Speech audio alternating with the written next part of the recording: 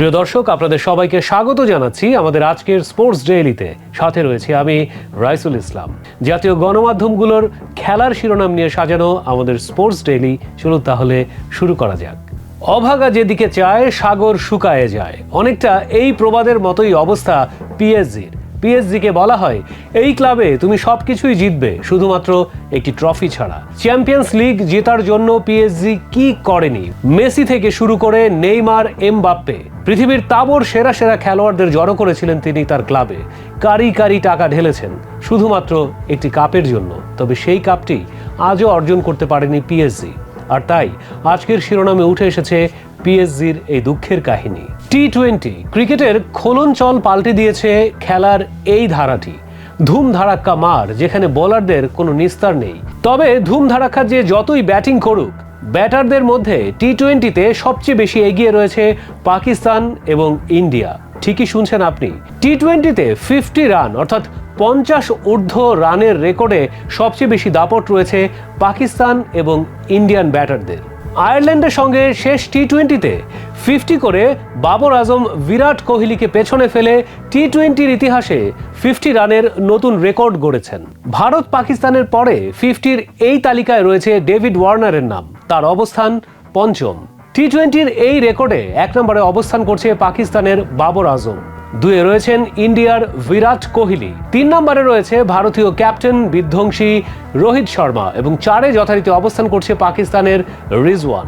বাংলা চলচ্চিত্রের বিখ্যাত গান এই আছি এই নাই, দুদিন পরে কেউ বা ধুলো কেউ বা হব ছাই, অনেকটা এমনই অবস্থা ছিল তাসকিন আহমেদের। তিনি সুস্থ আছেন তো 2 দিন পরেই ইনজুরিতে পড়েছেন এবং এই কারণেই ওয়ার্কলোড ম্যানেজমেন্টের কথা বলে তাসকিন সহ বেশ কিছু বোলারদেরকে বাই রোটেশন খেলাচ্ছিল বাংলাদেশ। তবে এবারের ডিপিএলে তাসকিনের ওয়ার্কলোড ম্যানেজমেন্টের জায়গায় একেবারেই গুবলেট পাকিয়ে গিয়েছিল। লোড তো কমেনি, বরং বাড়িয়ে দেওয়া হয়েছিল। ফলও হাতে নাতে পাওয়া গেছে। জিম্বাবুয়ের সঙ্গে তিনি পড়েছিলেন ইনজুরিতে। বিশ্বকাপে যাবেন কি যাবেন না, জায়গা পাচ্ছেন কি পাচ্ছেন না, এই যখন দোদুল্যমান অবস্থা, ঠিক সেই মুহূর্তে খবরটা আসলো বিশ্বকাপের একাদশে যাচ্ছেন তাসকিন। শুধু যাচ্ছেনই না, তিনি যাচ্ছেন ভাইস ক্যাপ্টেন হয়ে, যেটা অনেকটাই অপ্রত্যাশিত বা হুট করেই বলতে গেলে। তবে তাসকিন মানছেন তিনি এই অবস্থানটা ডিজার্ভ করেন এবং তাই তিনি উঠে এসেছেন শিরোনামে। গতকালই ঘোষিত হয়েছে বাংলাদেশের এবারের বিশ্বকাপের টি-20 স্কোয়াড। অনেকের প্রত্যাশা পূরণ হলেও অনেকের স্বপ্ন ভেঙেছে। অনেকের মনের মতো দল হয়েছে, অনেকে আবার সমালোচনায় বিদ্ধ করছে বাংলাদেশ ক্রিকেট বোর্ডকে। তবে গাজী আশরাফ হোসেন লিপুর নেতৃত্বাধীন এবারের নির্বাচক প্যানেল সেরা দলটি দিয়েছেন বলে বলেছেন বিসিবি প্রধান নাজমুল হাসান পাপন। তবে দলটি কেমন হলো, কি প্রত্যাশা ছিল, এই সবকিছুই থাকছে আমাদের আজকের পিক অফ দ্য ডেতে। চলুন জেনে আসি বিস্তারিত। পঞ্চপাণ্ডবের শেষ 2 পাণ্ডব সাকিব এবং মাহমুদুল্লাহকে নিয়ে এটাই হয়তো বাংলাদেশের শেষ বৈশ্বিক আসর হতে চলেছে। অনেক আগে থেকেই এবারের টি-20 বিশ্বকাপ নিয়ে স্বপ্ন দেখাচ্ছে বাংলাদেশ জাতীয় দল এবং বিসিবি। তবে দল ঘোষণার পরে আবারও শুরু হয়েছে সমালোচনা। টি-20 বিশ্বকাপ দলে যে তেমন কোনো চমক থাকছে না তা সবারই জানা ছিল। নির্বাচক প্যানেলের 2 সদস্য আব্দুর রাজ্জাক ও হান্নান সরকারকে পাশে নিয়ে প্রধান নির্বাচক গাজী আশরাফ হোসেন লিপু কোনো চমক দেননি। তবে মিরপুর শেরেবাংলা জাতীয় স্টেডিয়ামে গতকাল 15 সদস্যের যে দল ঘোষণা করেছেন তাতে চমকের জায়গায় উপেক্ষার বিষয়টি বড় হয়ে উঠেছে। অলরাউন্ডার মোহাম্মদ সাইফুদ্দিনকে বিশ্বকাপ দলে না রাখাকে বলা হচ্ছে উপেক্ষা। দল ঘোষণার 35 মিনিটের সংবাদ সম্মেলনের বেশিরভাগ অংশে তাই থাকলেন সাইফুদ্দিন।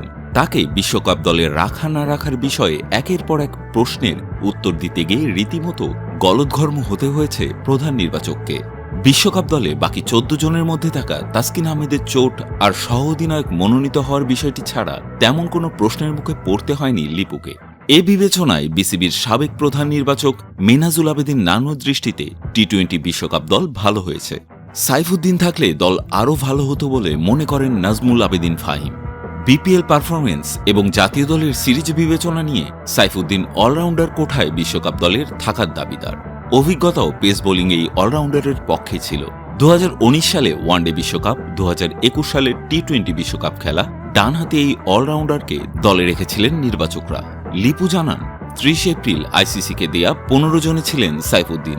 তাকে শেষ মুহূর্তে বাদ দেওয়ার কারণ তাসকিনের ইনজুরি। পাঁজরের হাড়ের চোট ও পেশির টান থেকে তার সেরে উঠতে 3 থেকে 4 সপ্তাহ লেগে যেতে পারে বলে জানান বিসিবির প্রধান চিকিৎসক দেবাশিস চৌধুরী। তবে সবচেয়ে বেশি সমালোচনার জন্ম দিয়েছে মেহেদীকে বাদ দিয়ে স্পিনার তানভীরকে দলে নেয়া।